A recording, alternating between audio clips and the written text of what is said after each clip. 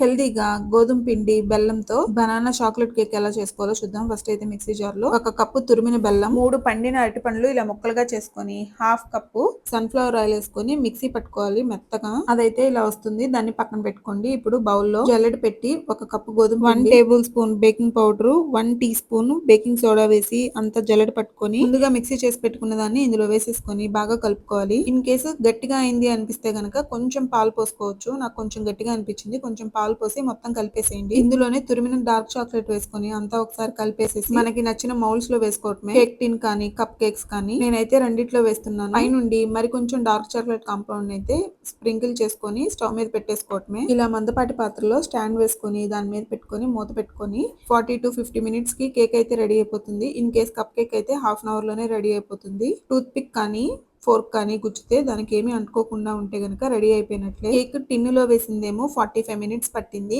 Cup cakes కేమో 25 minutes లో cook అయిపోయినాయండి. ఇక ఆ తర్వాత డిమోల్డ్ చేసుకొని సర్వ్ చేసుకోవటమే. నచ్చితే గనక తప్పకుండా ట్రై చేసి ఎలా వచ్చిందో కమెంట్ చేయండి. ఈ వీడియో నచ్చితే గనక ఒక లైక్ చేయండి, షేర్ చేయండి, subscribe to my channel. By.